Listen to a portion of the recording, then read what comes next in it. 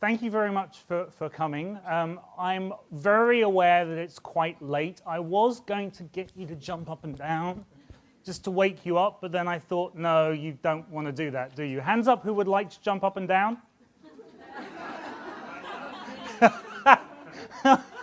Hands up who doesn't want to jump up and down?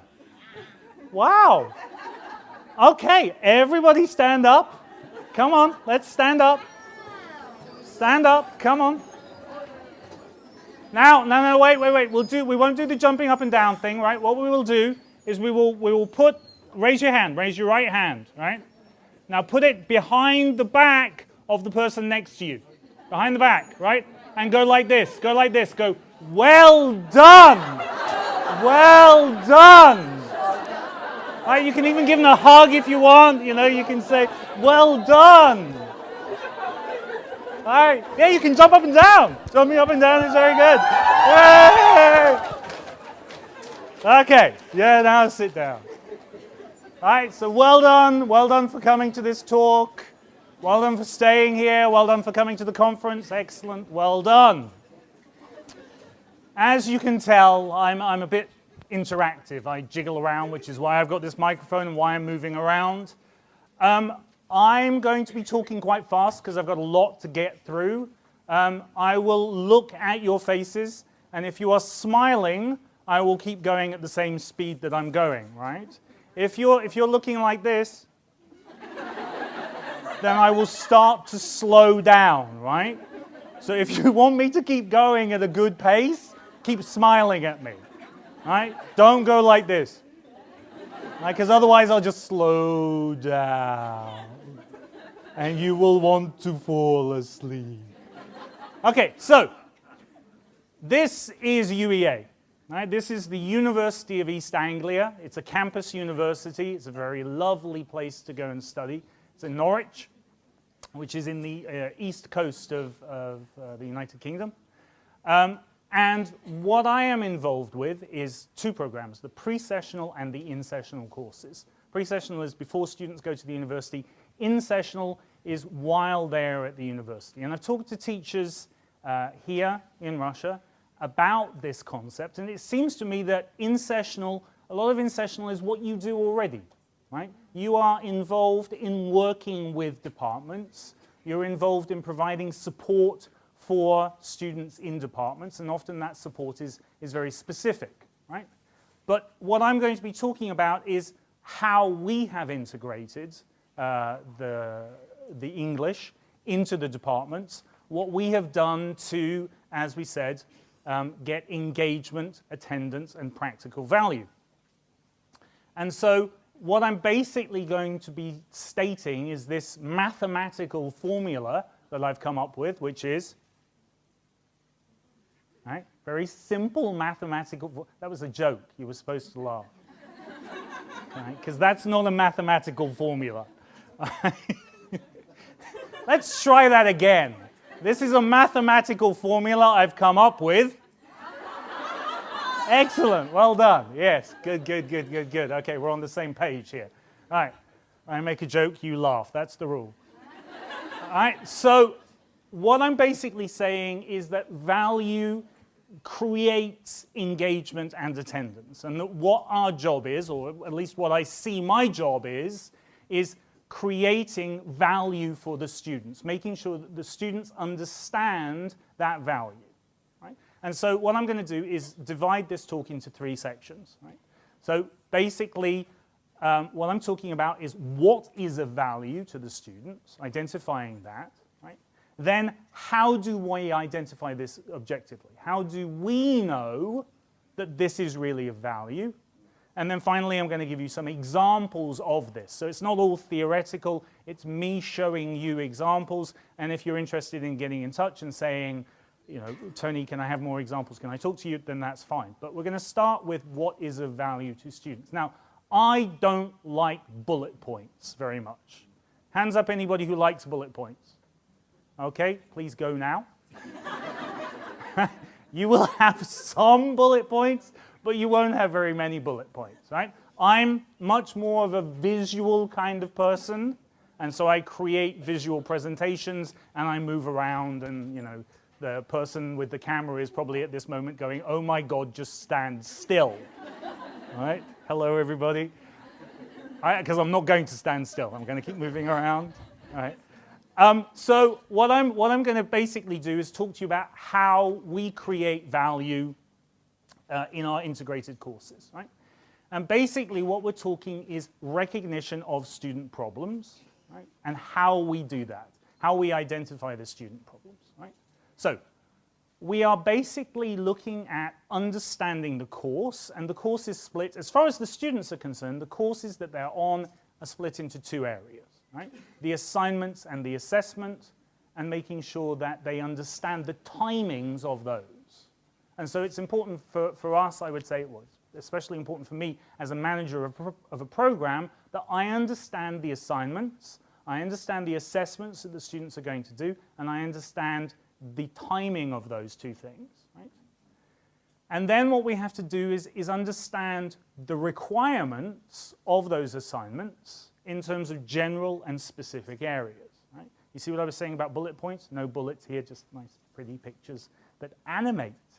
Ooh. Try that again. They animate. Excellent. Well done. We're on the same page. Good, good, good. All right. So in terms of general, right, what we're doing is we're looking at the general priorities, expectations, and evaluations that the students are going through. Don't take a picture yet. I'll tell you when to take a picture because I haven't finished all of this. Right, I'll tell you, you can take a picture, right, and then I'll give you enough time. Right, camera's down for just a minute because it's not finished. Okay, so general, and then we've got the specific. Right? It's not finished yet. Don't wait. Don't take any pictures. Right? There's still space. Look here. Right? Space. Right? Basically, if there's space on a slide, I haven't finished yet. Okay? So we're talking about the department requirements, the tutor's requirements, because often this is really as simple as getting inside the head of the tutor, right? Understanding what that tutor thinks is a priority, what expectations that tutor has, and how that's reflected in the department. And that translates into tasks and texts. Now, this space. What do you think this space is for? What is one of the most important things? Anybody who went to a session that I just did, which was rather last minute, but hey, I did it, should be able to tell me. It's related to C? Nobody? Common European Framework. How am I going to fit Common European Framework in there? Jamie, sorry, no. Not going to happen. Right? It's culture. Right? So it's the culture of the university, the general culture, the requirements that they're setting, and how that is instantiated, how it shows itself in terms of the criteria. Right? So that's a basic diagram. Okay, now you can take the pictures. Right? That's your basic diagram, as I understand it, or as I have created it, of how we create value. Right? And what I'm saying is that we need, or certainly I need to make sure that I have covered all those bases, that I understand all those areas when I'm trying to talk to students from particular departments. Because if I don't understand those things, it will show to the students, and they will be asking me questions that I can't answer, and then I'll be going back to the tutor and going backwards and forwards, backwards and forwards, backwards and forwards. And what I try to do as much as possible is make sure I have that information before I do anything. Right? So, do that. How do I do it? Right? How do we get this? Now, here is where we look at ESP and EAP. Right? ESP, English for specific purposes. EAP, English for academic purposes. Now, EAP came from ESP. Right? ESP was there first. They're the big daddy. They're the boss. Right? And ESP basically grew out of a tradition of needs analysis. Right? That needs analysis is what created ESP. People basically said the needs of people studying this are very different from the needs of general students, or these people have particular needs. Right? So what we're trying to do here is to create a needs analysis that allows us to gather that information that I've just gone through. So the needs analysis has 4 parts. Right? We're looking at 4 separate areas in terms of student problems, literature, texts, and tasks. Okay? So in looking at student problems, what I have tried to do, as far as possible, is to talk to students one-to-one, but more often to create surveys and to create interviews to say to the students, what are you worried about? What are the aspects of the culture that are causing you problems? Because very often, in my experience, the teachers think that the problem is in terms of language. But very often what the students are struggling with is aspects of culture. So I will often talk to students about the text that they're writing and try to explain to them, you're not doing enough evaluation. And the student will look at me like many of you are looking at me right now because you forgot to smile. Which is they'll look at me like, huh? And I will say, what is the problem? And they will say, but look, page, page, page, page. Look at all the reading I did. Look at all my references that are in here. And they will turn to the back and they will say, page of reference. There's lots of information in here. And there's my problem. There's lots of information in here, but you haven't done anything with it. Right? You have just told me what you have read. Right? There is a very simple idea that was suggested 20, 30 years ago of looking at writing as moving from telling to transforming. Right? That you are not telling the reader what you know, you are transforming it in subtle ways. One of the most subtle ways could be comparing. Right? So if you have a definition, you can compare it to another definition.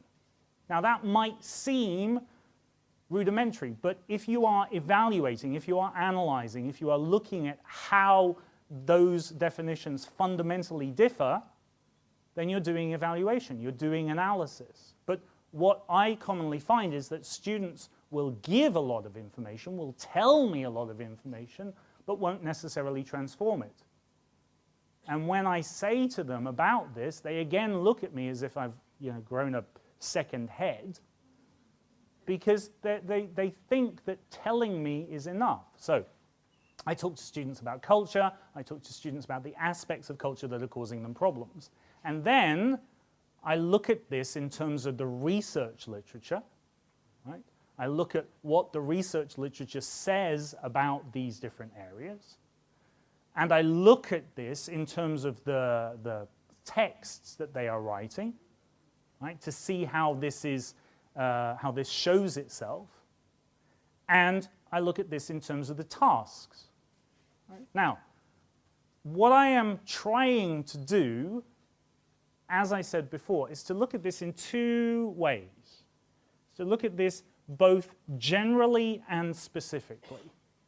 I was asked a question at lunchtime about how specific should we get, right, in EAP. And some people call it ESAP, as if we don't have enough letters. Right? ESAP is English for specific academic purposes. So it's meaning academic English for law, academic English for business. Right? And I think that that has a definite place.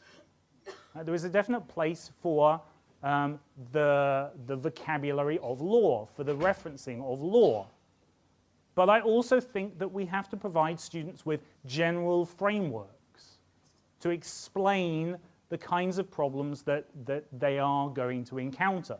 Right? So, in order for you to take a break from my voice and for me to get some water, what I'm going to do is to show you an example of a general framework that we have created for the students to show them about this response to the content, right? What they are expected to be able to do. Right? And this is basically organized according to Bloom's taxonomy. Hands up everybody who knows Bloom's taxonomy. Hands up everybody who's still awake. Okay, let's try that again another way, right? Hands up everybody who's still awake. Okay, keep your hand up if you know Bloom's taxonomy. Okay, all right. So Bloom's taxonomy is basically organizing education into different levels of cognitive demand. And what he's basically saying, or said, because it was a long time ago, is that at the bottom level you have knowledge, you're telling, right? And then you move up into application of this knowledge and analysis and evaluation and creation. And what we've tried to do is to map this to question words, right? So in order to help those people who didn't put their hand up just now to wake up, right? Let's just do a little interaction. Let me do the little teacher bit, all right? So in terms of this response, right? When your students are answering questions, they have a question from their tutor, what response words would they be expected to have? I'll give you one example, right? So one example would be discuss. Right? Discuss this aspect. Right? So what else would you have? Analyze, thank you very much. Come on, people, wake up, let's go. Compare. Compare. Summarize. Explain, thank you. Oh, deduce. Substantiate. Substantiate. Wow. Okay. I like it, yeah. Maybe not as common in English as it might be here. If somebody said to me, substantiate, I would be like, classify, okay, so we've got classify, right? Now, what I'm trying to do here is to show you that there are an awful lot of these words.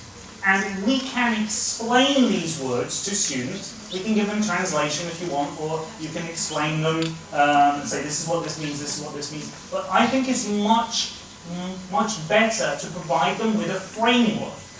Right? To say to them, these words map to Bloom's taxonomy. Right? You can organize these words according to their level. Right? How they work. What do they demand from you? Okay? So, I'm not sure how the sound is going to be for this. We might actually ask the gentleman to turn it down so that I can actually narrate it and tell you what's going on, but we're going to try it, right? Technology is wonderful until you try and give a presentation with it. Right? In the army, they say, no plan survives contact with the enemy. Right? My variation of that is no PowerPoint survives contact with the audience. Especially when it's got patent technology in it. Okay, so we're going to try this. The first of these levels asks you to show what you know. For example, can you hear this at the back? You ask to define a word in order to show that you know the meaning of that. In academic writing, the definition cannot just be your explanation. Can we turn it down so I can just tell people what... You may also be asked to list something. Okay, so I'm going to explain over the top of what we're doing here. That this is a screenshot, and basically what we are doing is providing them with a definition of each of these words, and then we're providing them with an example from a question that they might be able to do. Right? So, however, a common mistake that students make is to spend too much time on this level because they want to show that they understand. So what we are doing here is we are explaining to them about this bottom level, about this knowledge level. And therefore resulting in more marks. And then what we're trying to do is to give the students the next level up, right? To show them how this works at different levels. And as we go up, we are in the PowerPoint, in the screenshot, We are providing them with examples at different levels. And then as we go through the screenshot, as we go through the screencast, what we are going to do is to then provide them with examples of incorrect responses to a question and correct responses to a question. So we're showing them how you would not respond to this question and how you would respond to this question. So here we've got examples. At the next level of task, We're explaining what it means. information about one item of problem, but comparing that with another, showing how they are similar or different. We're taking an example from a question. This may mean that you have to combine tasks. We're giving them an example of how they would answer this. Academic We're writing giving them an example of something that wouldn't work. And then we're giving them an example of something that would work. the support of the So basically, I'm going to stop this. So basically what we're doing is we're explaining, we're exemplifying through a question, through a real question. And in this example it was smartphones and dumb phones, or smartphones and what the people selling phones call feature phones. And we're saying to them different questions, like define smartphone, list the features of or list what a smartphone does. And then we're showing them examples of what you might say that would not be academic, and what you might say that would be considered to be academic. And so we're showing them this taxonomy and how it works, how it represents the culture, the different levels of the cultural demand. And then what we're doing is we're taking this general idea and we're taking it to the specifics of a department. Right? So this is an example of a task that students were set for the Masters of Business Administration. And as you can see, it's quite a long task. Right? And it looks to be very difficult. And students look at it and they're not sure where to start. So what I say to them is, okay, let's look at this in terms of the different levels that it requires and what we have to do at the different levels. Right? Don't take pictures yet, because I've got... I'm going to show you this. Right? I'm going to show you how we do this in terms of mapping it out. So the topic that we have here, right, is leadership. It's this bit here. Right? So this is the topic. Leadership, and it's divided here into transactional and transformational, and then it's telling us what to do in this lazy level. So we break it down, and we say to the students, this is asking us to look at leadership, and it's divided into these two areas, the transformational and the transactional. And at this level, what it's asking us to do is to define or describe. Right? You're defining these concepts. So it's at this bottom level. Right? The first thing that you do is define it, describe it, explain it, tell me about it. Right? And you're describing this in this exercise in relation to high-performance work practices. Right? So I'm coming back again to this needs analysis. This is a basic needs analysis of what the students are expected to be able to do. And then, we're breaking it into two parts. Right? The task says, analyze this, and look at the impact. Right? Analyze the impact of these two things on leadership. Right? Does anybody here know the difference between transformational and transactional leadership? Hands up. Right? Okay, 1. 2, 3. Okay. Well, they'll be following along, and the rest of you will be going, right, look at the pretty pictures. I was going to say that earlier. This is the reason why I wore this shirt, right? If you get bored, just look at the shirt. So, we are looking at this analysis, right? We're told to look at this analysis in two ways. In terms of organizational performance, and in terms of individual workers. Right? So this is what the assignment tells us to do. Right? This is how we define it. Now, when I showed the business students this, What do you think their response was? Was their response good, positive, or negative? Hands up positive. Hands up negative. Why do you think negative? Because they're in Russia. Well, negative because it's very complex? Because most of the students that I was teaching were looking at this and saying, oh wow, oh that's much easier than I thought it was. Oh okay, yeah, I can do that. That's not so difficult. Because basically, what we've done here is we've organized it into the different sections. Right? We've told them, you have to do this, you have to do this, you have to do this. Here are the sections. Here are the pieces. Right? Now, the problem is, coming back to this aspect of culture. Right? I said that culture is one of the biggest influences of why students make mistakes. Right?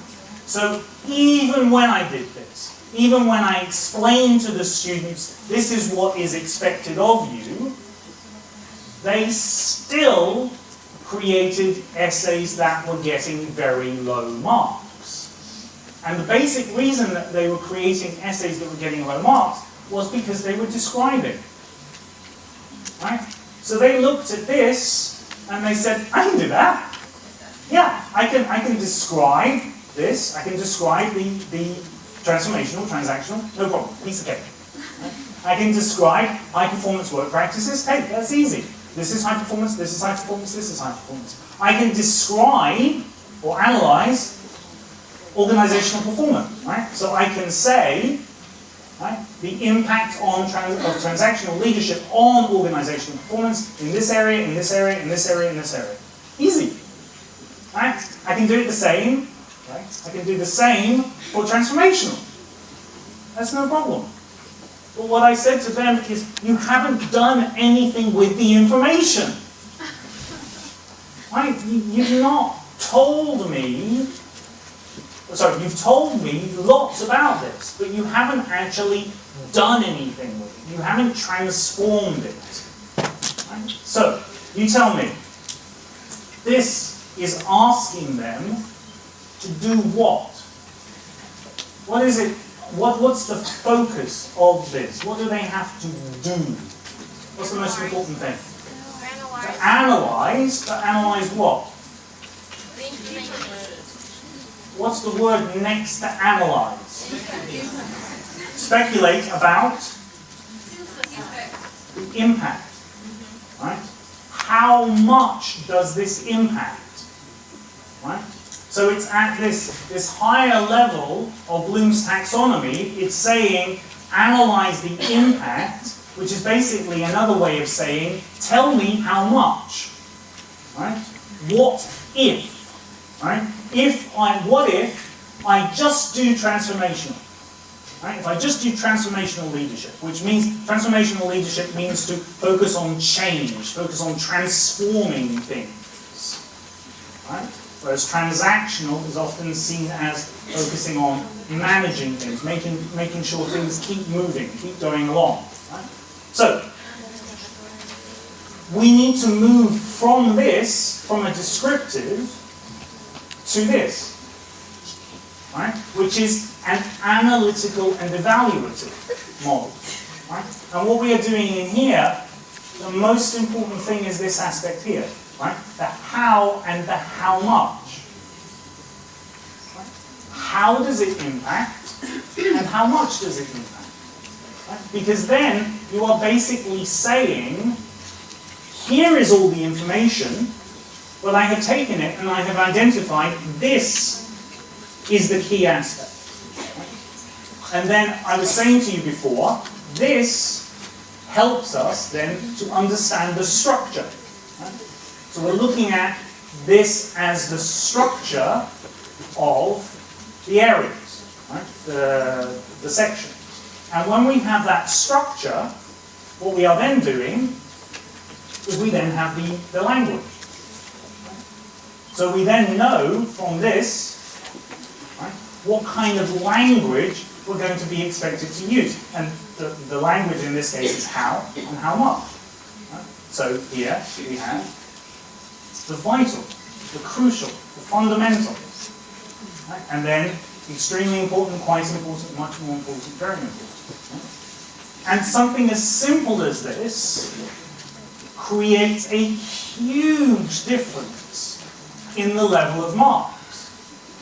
Right? It basically moves students from where they may pass to where they will almost certainly get a pass and maybe into a merit and often into a distinction, because they are analysing, right, their evaluator. Okay? So we need to have support from this idea, this language, and this outline. We need to get support from this from different areas. Right? I can't just say, this is what I think. I need to be able to show students that this is true. So one of the key areas that we look at is the Senate scale. And the Senate scale is the university. Right? So this is what the university marks students on. Right? So I'm going to ask you to just look at that and tell me which areas do you think include evaluation and analysis. Right? Where are the students required to evaluate and to analyse? Do you think? Are they required to evaluate and to analyse in this one? Learning outcomes. Yes. Yeah, hands up yes? Hands up no? Hands up, I'm not putting my hand up. Hands up, I have no idea because I've fallen asleep.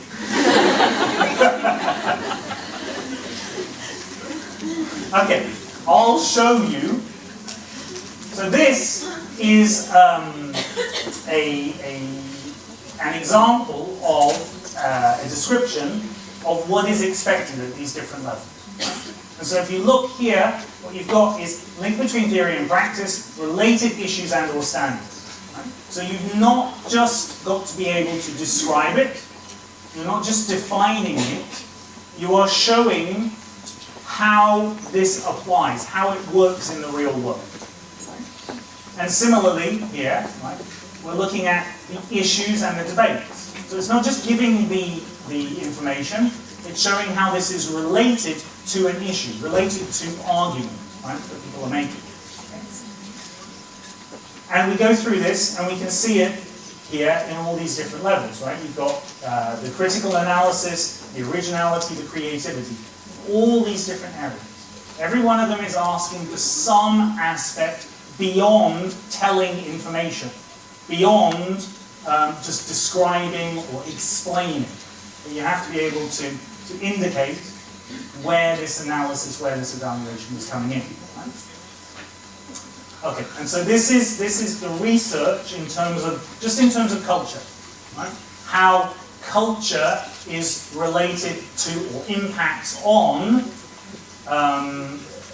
academic standards, academic expectations. Okay? But what I'm just going to focus on for the last part is to show you how we do this in terms of looking at student texts. Right? So, here is an example of what a student would get in terms of the marks that they would get back from the tutor to say, here is my feedback on why I have given you this mark. Right? And so the tutors would be looking at the structure, the analysis, the referencing, the style. And they would be looking in these different areas. Right? So in terms of the structure, you're expecting them to have a clear introduction. And then what the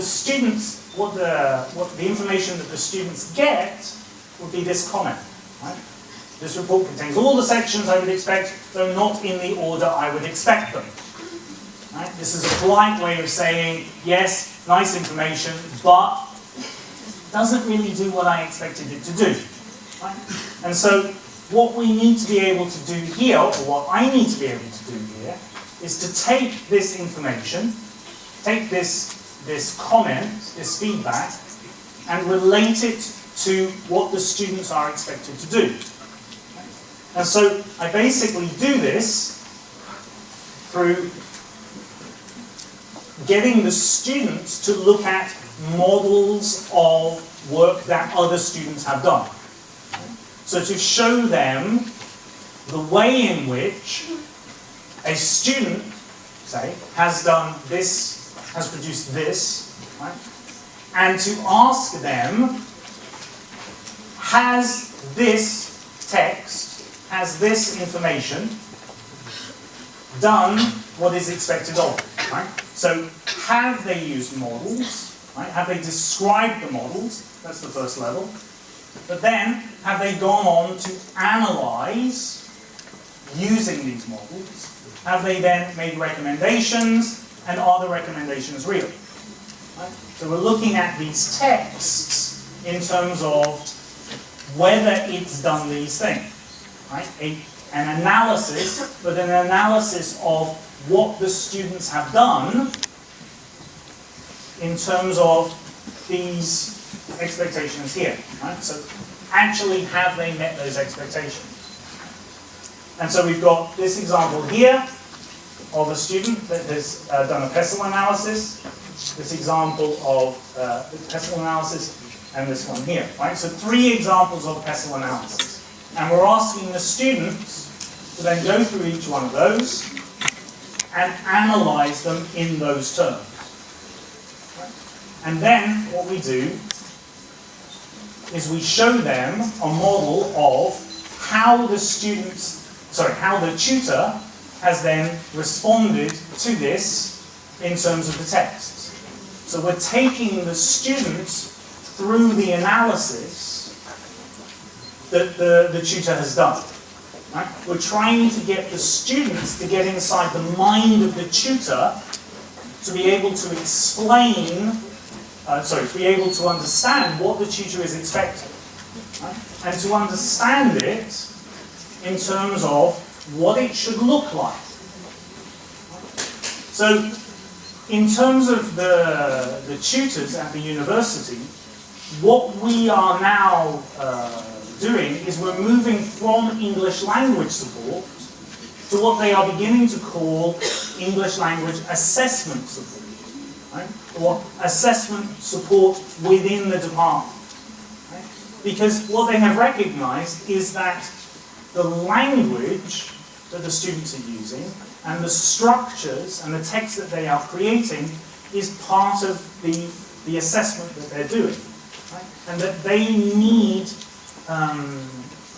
guidance on how to get through those aspects, right? And how to attack those areas of the text or those aspects of the task in order to fulfill the expectation. Okay. So, I've walked you through the tutors, the texts, the tasks, the university criteria. There's one area that I haven't gone through. Anybody awake enough to tell me the area that I have not yet gone through? The information that I haven't covered.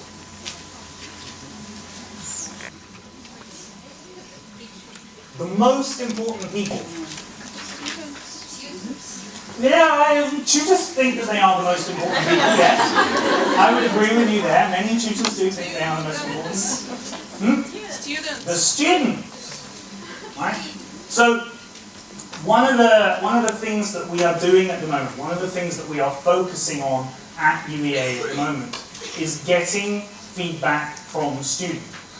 Right? Because what we believe is that it is nice, it is good for me to be able to turn around to a student and say, I understand your course. I understand the assignments, I understand the assessment, I have all this knowledge in my head, look at me.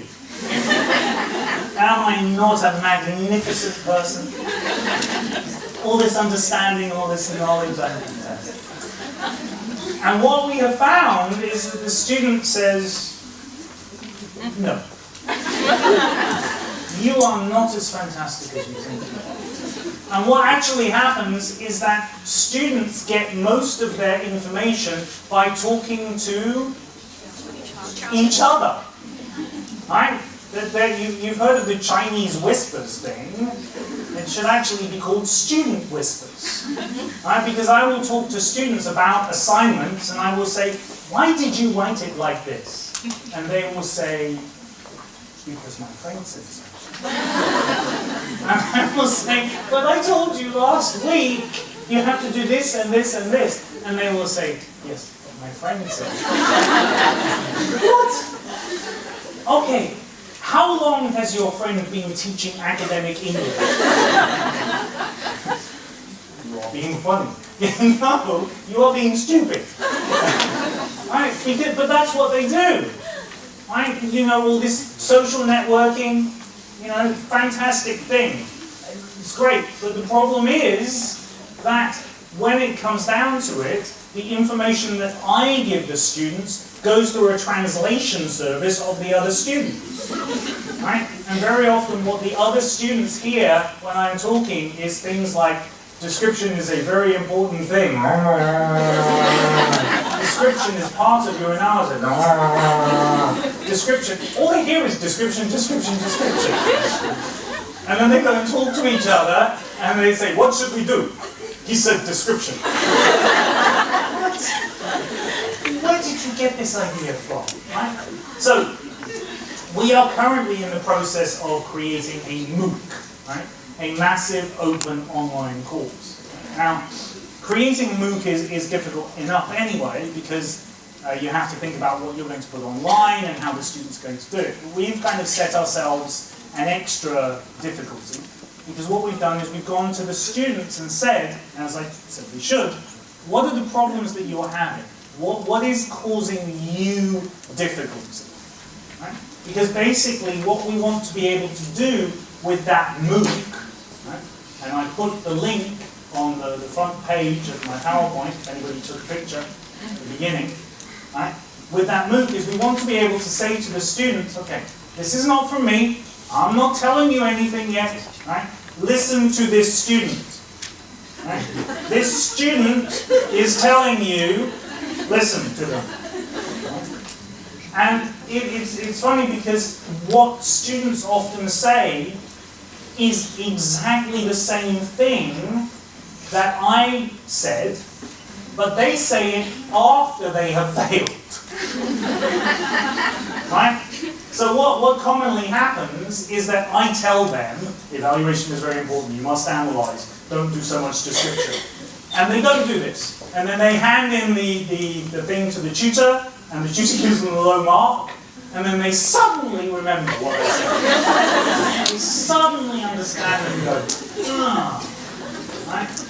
It's why there's a joke. Why do students have flat foreheads? Because you tell them something and they go, oh!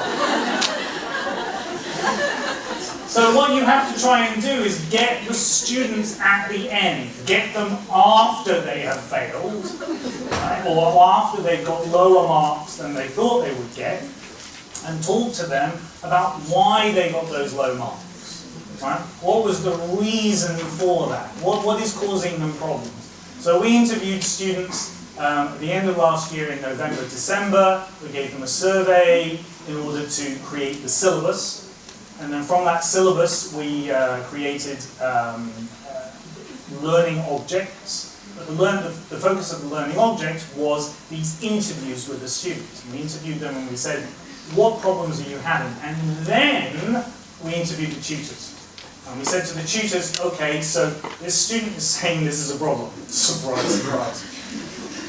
Now you have the opportunity, right? Now the student is saying to the other students, oh, guess what? Evaluation is very important. Now you have the chance to tell the student what they should be doing, right? So tell them. Right? And we put this video, this material together, and at the beginning of every unit, we start this material, we start these units with this material. And what we're doing as part of the Nile online project, which Olga was talking to you about, we're offering free places on this. The Nile project is reflecting that, reflecting a lot of the work that I'm doing. We're doing it distance, We're doing it online so that you can cover these areas and look at what we're doing with students, what we're doing in terms of culture and reading in different ways. So, I'm now going to shut up and finish by letting the students, I hope this video is going to work, I hope it's going to be loud enough, you might need to be a little quiet.